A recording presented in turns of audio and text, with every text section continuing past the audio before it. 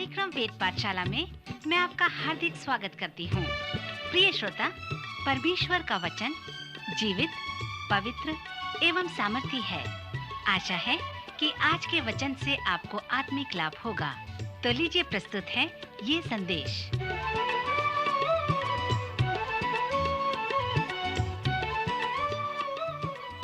प्रिय श्रोता मित्र, पिछले अध्ययन में हमने अय्यूब की पुस्तक का सर्वेक्षण समाप्त किया था, जिसमें हमने पाया कि यह पुस्तक नाटकीय होने के साथ साथ अर्थपूर्ण भी है और एक ऐसी विस्तृत कथन भी है जिसमें परमेश्वर के लोगों के द्वारा पूछे गए प्रश्नों का उत्तर है कि क्यों अच्छे लोग दुख सहते हैं। जब दुष्ट लोग दुख उठाते हैं तब कोई भी उनके विषय में नहीं सोचता, परंतु यदि अच्छा व्यक्ति या धर्मी लोग दुख उठाते हैं तब लोग प्रश्न करने लगते हैं कि क्यों परमेश्वर के लोग दुख उठाते हैं। मित्र, अय्यूब की पुस्तक में यह एक कथन ही नहीं है, परंतु उस प्रश्न का उत्तर भी है। जब आप संपूर्ण पवित्र शास्त्र का अध्ययन करेंगे तो आप ये वर्णन करने पाएंगे कि पवित्र शास्त्र सचमुच में उस दुख के प्रश्नों का, उस दुखों के समस्याओं का और उस दुख के सच्चाई का वर्णन करती है। श्रोता, मैं चाहता हूं कि कुछ समय उन दुखों का जिसका वर्णन पवित्र शास्त्र में पाया जाता है उसका हम सर्वेक्षण करें। एक धर्म विज्ञान है जो समृद्ध या संपन्नता धर्म विज्ञान कहलाता है।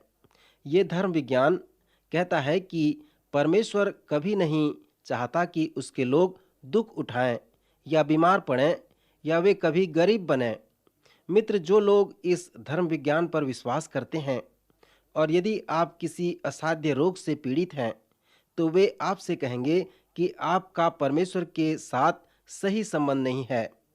आप परमेश्वर के राज्य के सिद्धांत को अपने जीवन में लागू नहीं कर रहे हैं। यदि आप दूसरे देशों में जाएंगे और हमारे देश में भी, जहां पर समर्पित विश्वासी लोग गरीबी में जीवन व्यतीत कर रहे हैं और जहां पर उन्हें सताया जा रहा है और वे दुख उठा रहे हैं, तो आप ये अनुभव करने पाएंगे कि समृद्ध व संपन्नता धर्म विज्ञान पवित्र शास्त्र के अनुसार नहीं है। मित्र, जैसे हमने अय्यूब की पुस्तक का सर्वेक्षण किया, मैं चाहता हूं कि इस पुस्तक के साथ जो पवित्र शास्त्र के अन्य पुस्तकों का संबंध है उसे मैं आप लोगों को बताऊं। जैसे मैंने बाइबल के उन 66 पुस्तकों का सर्वेक्षण किया तो मुझे पता चला कि ये हर एक पुस्तक का संबंध सभी पुस्तकों के साथ है और विशेष करके अय्यूब की पुस्तक के संदेश का संबंध पुराने व नए नियम में भी उपलब्ध है। मैं उसके कुछ रूपरेखा को बताना चाहता हूँ, जिसे मैं इस प्रकार कहता हूँ कि पवित्र शास्त्र के 30 कारण कि क्यों परमेश्वर के लोग दुख उठाते हैं। जब मुझे पता चला कि पवित्र शास्त्र में ये सच्चाई पाए जाते हैं तब मैं उन्हें रूपरेखा में रखा और कहा, पवित्र शास्त्र के 12 कारण कि क्यों परमेश्वर के लोग दुख उठाते हैं। फिर जब मैं अपने जीवन में और अधिक तूफान या संकटों को देखा तब उसका रूपरेखा बनाया, जिसे मैंने कहा अधिक कारण, क्योंकि परमेश्वर अपने लोगों को ये अनुमति देता है कि वे दुख उठाएं। मित्र, जैसे आप सुन रहे हैं कि मैंने 30 कारण बनाए, परंतु जब मेरी सेवा निवृत्ति होगी तब यह कारण मेरे पास शायद 100 हो जाएगी। मित्र, इस चरण और आने वाले चरण में बाइबल के उन 30 कारणों को बताऊंगा कि क्यों परमेश्वर के लोग दुख उठाते हैं। सर्वप्रथम, साधारण पत्रियां जो नए नियम के अंत में पाए जाते हैं, दुख की समस्या के विषय में वर्णन करते हुए अपनी पत्री को प्रारंभ करते हैं। पतरस ने अपनी पहली पत्री में इस दुख के विषय को 14 बार बताया है। पतरस जिन लोगों को ये पत्री लिख रहा था उसे मालूम था कि वे लोग दुख उठा रहे हैं।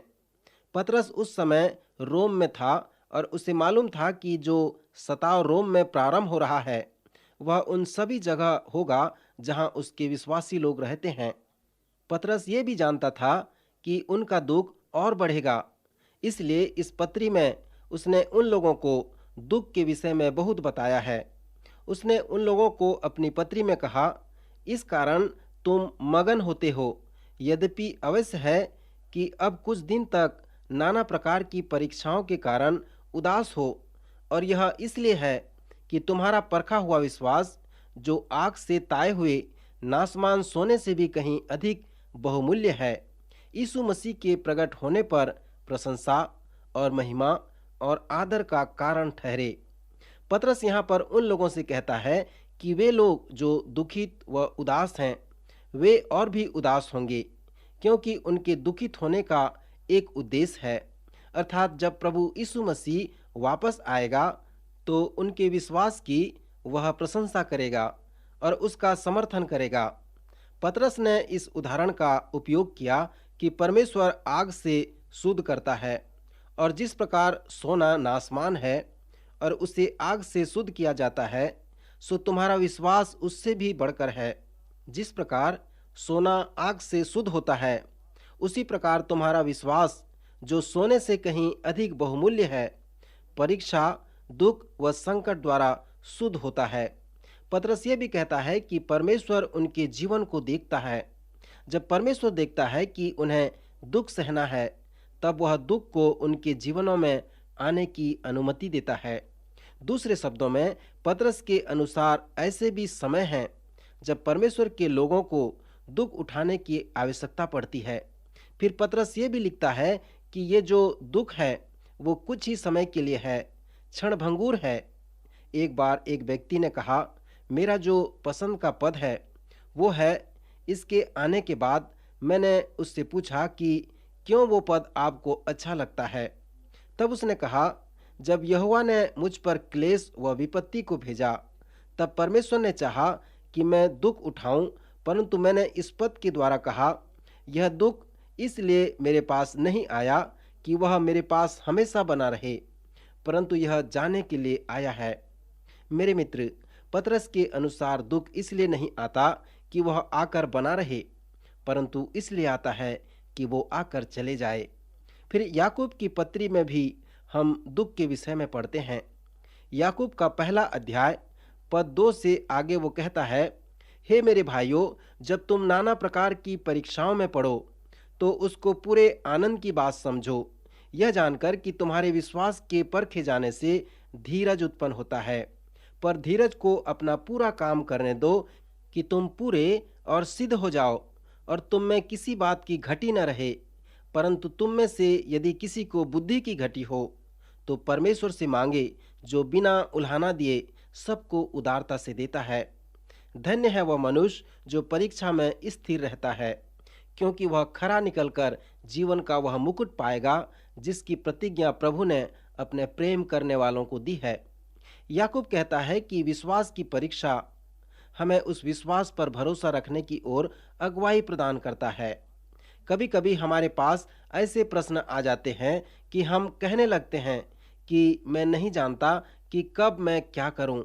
सो ऐसी स्थिति के लिए याकूब कहता है कि हम परमेश्वर से बुद्धि मांगें, जो सबको उदारता से देता है, और यदि हम मांगते हैं तो परमेश्वर अवश्य हमें बुद्धि प्रदान करता है।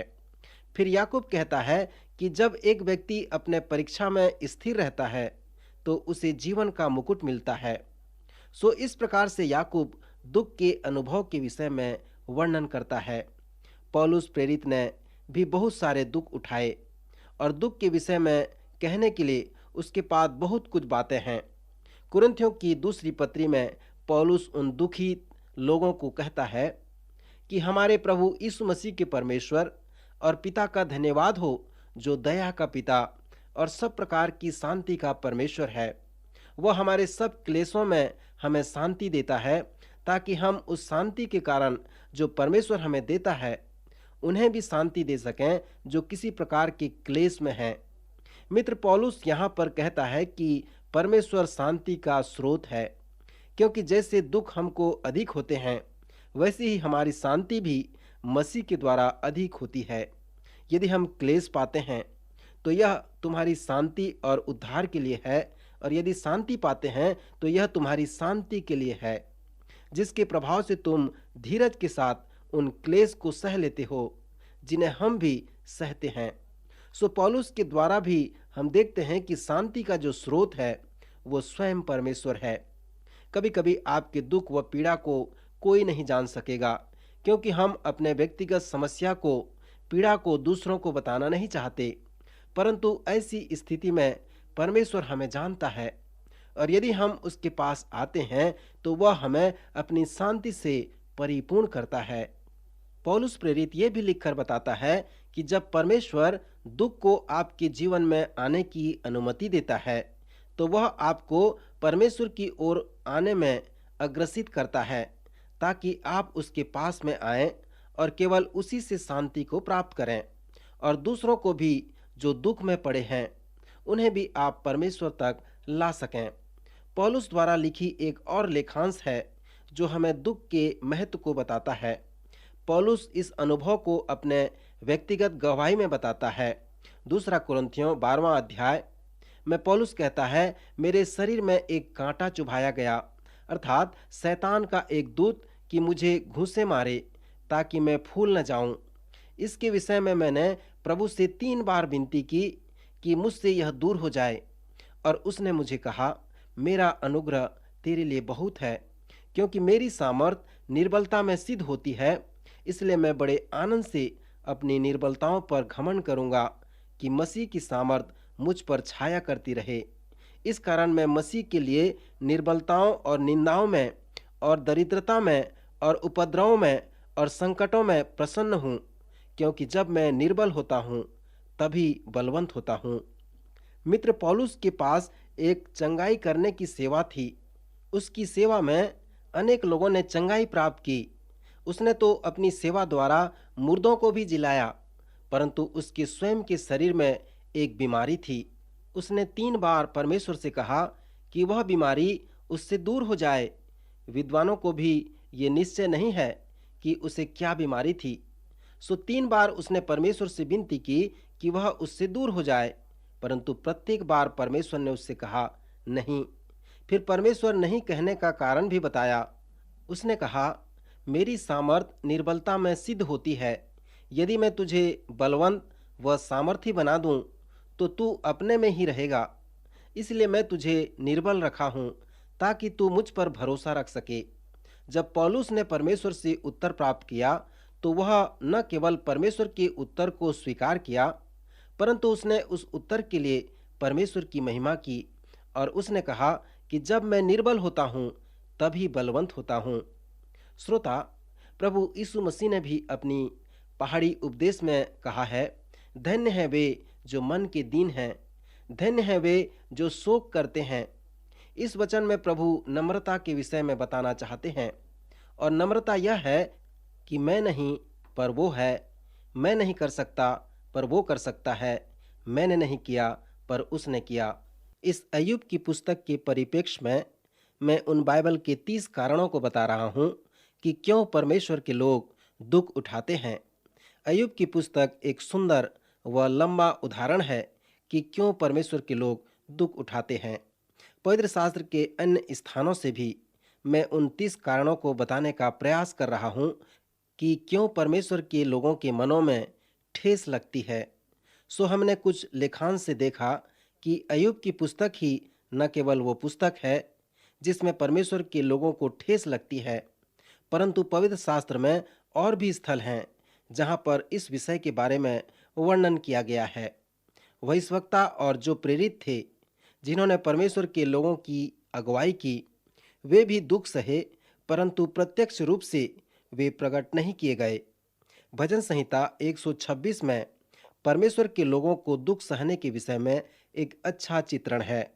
जो आंसू बहाते हुए बोते हैं वे जय जयकार करते हुए लौने पाएंगे। चाहे बोने वाला बीज लेकर रोता हुआ चला जाए, परंतु वह फिर पुलियां लिए हुए जय जयकार करता हुआ निश्चय लौट आएगा। मित्र, यह बोने और लौने का एक अच्छा चित्रण है जो पवित्र शास्त्र के अनेक स्थलों में लागू होता है। वचन बताती है कि हम वही काटते हैं जो हम बोते हैं। इस स्थल में बोना दुख उठाना है और बीज आंसू है। जब आप अपने दुख के कारण आंसू बहाते हैं तो भजन 126 के अनुसार आप बहुमूल्य बीज बोते हैं।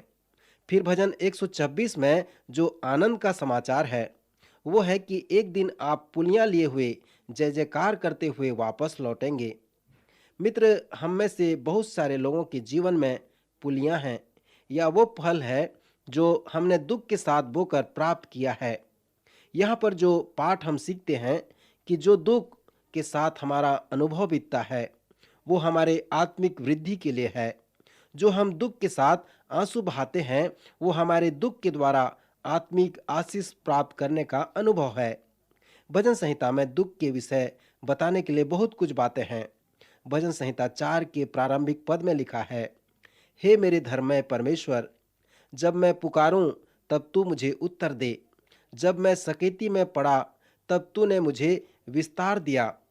मुझ पर अनुग्रह कर और मेरी प्रार्थना सुन ले। यहाँ पर एक बहुत अच्छा चित्रण है और एक अच्छा कारण है कि क्यों परमेश्वर के लोग दुख उठाते हैं। अर्थात जब मैं सकेती में पड़ा तब तूने मुझे विस्तार किया। श्रोता मित्र, आप अपने जीवन में पीछे मुड़कर देखें और प्रश्न पूछें कि कब आप अपने आत्मिक यात्रा में बढ़े। क्या आत्मिक उन्नति के समय में, क्या आशीष पाने के समय में, या क्या फिर जब आपकी परीक्षा हुई तब आप आगे बढ़े। हम में से बहुत से हैं कि जब हमारी परीक्षा होती है तब हम बढ़ते हैं। मुझे स्मरण है जब मैं एक धर्मी व्यक्ति के साथ एक सभा में मिला था। हमारे सभा के समय हमारे पास चर्चा करने का जो विषय था कि कैसे आप परमेश्वर को ठीक रूप से जान सकते हैं। उसने मुझे इस तरह से समझाया जो बहुत को व्यवस्थित रूप से बनाया गया है। उसके उस परामर्श को सुनकर मैंने कहा, मेरा कटोरा अब उमड़ रहा है। उस भक्तिमय व्यक्ति ने मुझसे कहा, अच्छा, तुम्हारा कटोरा कितना बड़ा है? फिर उसने मुझसे कहा, तुम्हारे छोटे कटोरे को बड़ा करने के लिए या तुम्हारे कटोरे को बाल्टी में बदलने के लिए और तुम्हारे बाल्टी को ट्रक में बदलने के लिए क्यों नहीं परमेश्वर से पूछते। मैं उस समय बहुत ही जवान था और ऐसी प्रार्थना करने में अनभिज्ञ था। मित्र, ये सब प्रकार की बदलाहट जो होते हैं वो दुख के साथ होते रहते हैं और परमेश्वर इसी प्रकार से करता है। सो जब आप प्रार्थना करते हैं तो परमेश्वर से कहें, परमेश्वर, तुझे जानने के लिए, तुझसे प्रेम रखने के लिए और तेरी आराधना करने के लिए तू मेरी सहन क्षमता को बढ़ा दे। श्रोता, परमेश्वर कैसे हमें सामर्थ देता है दुख सहने के द्वारा। सो यही बात दाऊद अपने भजन 4 अध्याय उसके पहले वचन में हमसे कहता है। फिर भजन 3 के प्रथम 6 पदों में दाऊद दुख के अगले कारण को पवित्र शास्त्र में बताता है। जिस समय दाऊद ने इस भजन को लिखा उस समय वह दुख के बड़े अनुभव से गुजर रहा था। दाऊद लिखता है कि अनेक लोग कहते हैं कि परमेश्वर में मेरे लिए कोई आशा नहीं या मेरा बचाव परमेश्वर की ओर से नहीं हो सकता। संपूर्ण देश के लोग दाऊद के विरुद्ध में हैं। दाऊद अपने पुत्र अबशालोम के सामने से भाग रहा है, जिसने संपूर्ण इस्राएल को अपने पिता के विरुद्ध में कर लिया है। परंतु ऐसी स्थिति में दाऊद के पास एक आशा है, एक निश्चयता है और वो कहता है, परंतु हे यहोवा, तू तो मेरे चारों ओर मेरी ढाल है, तू मेरी महिमा और मेरे मस्तक का ऊंचा करने वाला है। श्रोता, यहाँ पर दाऊद कैसे ये जानता है कि परमेश्वर उसके साथ है। वो हमें कहता है, मैं ऊंचे शब्द से यहोवा को पुकारता हूँ और वह अपने पवित्र पर्वत पर से मुझे उत्तर देता है। मैं लेटकर सो गया, फिर जाग उठा, क्योंकि यहोवा मुझको संभालता है। जो मेरे विरुद्ध चारों ओर पांति बांधे हुए हैं, उद्धार यहोवा की ओर से होता है। मित्र, जब दाऊद दुख के अनुभव से गुजरता है तो वो कहता है, क्योंकि उसे मालूम है कि परमेश्वर उसका छुड़ाने वाला है। और अनेक समय जब दाऊद कठिन समय में था तब उसने परमेश्वर को पुकारा और परमेश्वर ने उसकी प्रार्थना को सुनकर उसे सब कष्टों से छुड़ा लिया। यहाँ पर दाऊद के कहने का तात्पर्य यह है कि जब आप कठिन समय में हो तो ऐसे समय में परमेश्वर को पुकारो और उससे कहो कि हे परमेश्वर, मुझे तेरे अद्भुत कार्य की आवश्यकता है। सो इस समस्या से छुटकारा दिलाने की अपेक्षा, परमेश्वर तू अद्भुत कार्य कर, मुझे तेरे उस आश्चर्य कर्म की आवश्यकता है। जब दाऊद ने ऐसा किया तब परमेश्वर ने उसे उसके सब कष्टों से मुक्त कर दिया। मुझे स्मरण है कि एक कलीसिया का पास्टर होने के नाते एक स्त्री मेरे पास आई जो हाल ही में विश्वासी बनी थी। उसने कहा, मैं सचमुच में आश्चर्य करूंगी यदि मेरा नया जन्म सचमुच में हुआ होगा तो। मैंने उससे पूछा, तुम्हारी समस्या क्या है? उसने कहा, जब मैं विश्वासी बनी, जब मेरा नया जन्म हुआ, तो मैं सोचती थी कि आकाश नीली पड़ जाएगी और घास को अधिक हरा हो जाएगी और पक्षियां चहचहाने लगेंगी। फिर उसने कहा, पहले से अब मेरे पास और अधिक समस्या है जिसे आप सोच नहीं सकते। पहले ऐसी समस्या मुझ पर कभी नहीं हुई थी।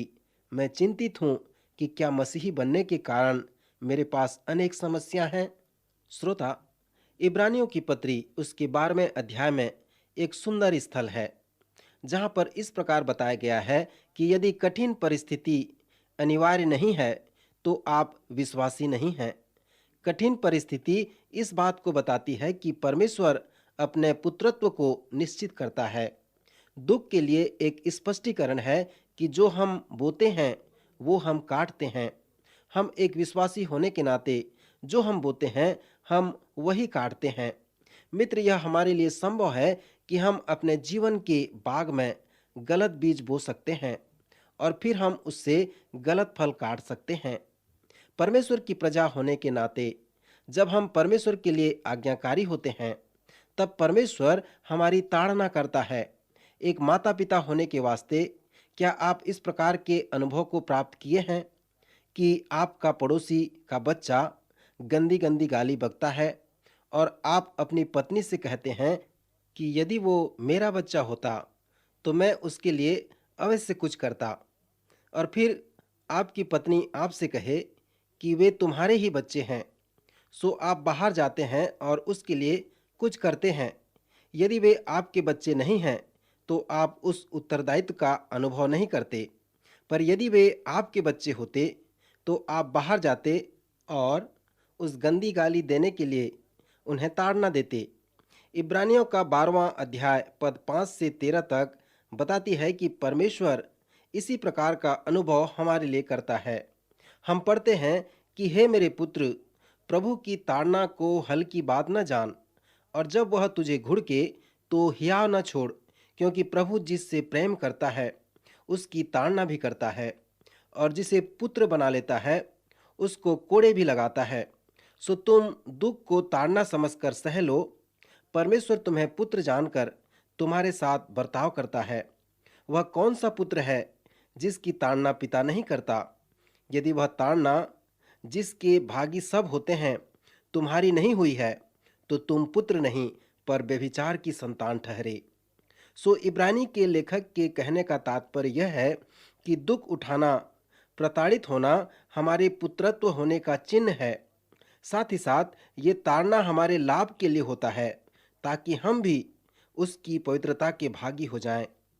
श्रोता मित्र, पवित्र शास्त्र में इस प्रकार के अनेक स्थल हैं जो अय्यूब की पुस्तक के समान हैं, दुख सहने के विषय में बताते हैं।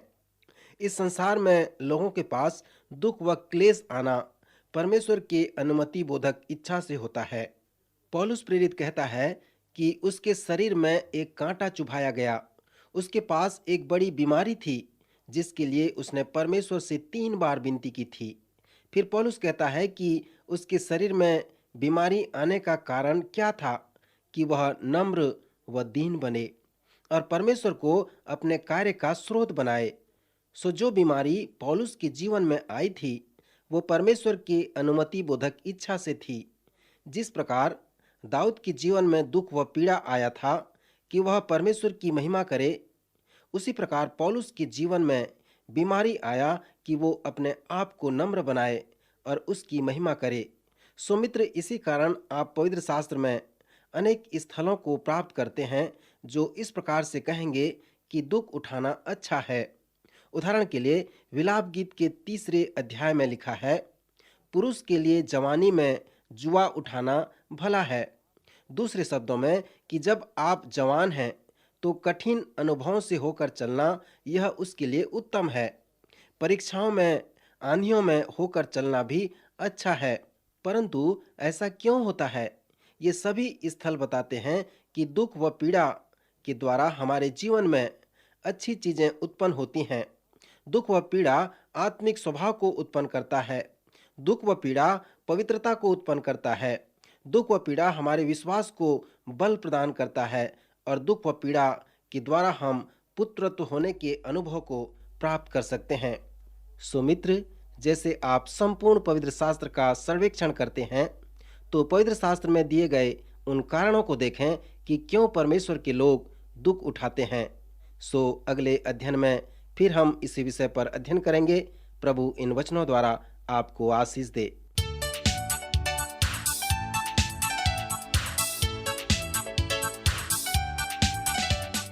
प्रिय श्रोताओं, अभी आप सुन रहे थे हमारा ये कार्यक्रम वेद पाठशाला।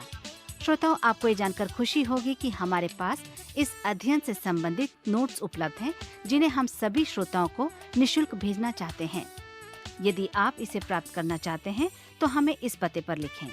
हमारा पता है कार्यक्रम Ved Pathshala, radio Vishwavani, post box number 317, Lucknow 226001, Uttar Pradesh. हमारा पता एक बार फिर सुन लीजिए। कार्यक्रम Ved Pathshala, radio Vishwavani, post box number 317, Lucknow 226001, Uttar Pradesh. और हाँ श्रोताओ, अब आप हमसे ईमेल के द्वारा भी संपर्क कर सकते हैं। हमारा ईमेल आईडी है hindiembassy@radiovv.org, hindiembassy@radiovv.org। और इसी के साथ हमारे आज के कार्यक्रम का समय समाप्त होता है। अगले कार्यक्रम में आपसे फिर भेंट होगी। तब तक के लिए आज्ञा दीजिए। नमस्कार।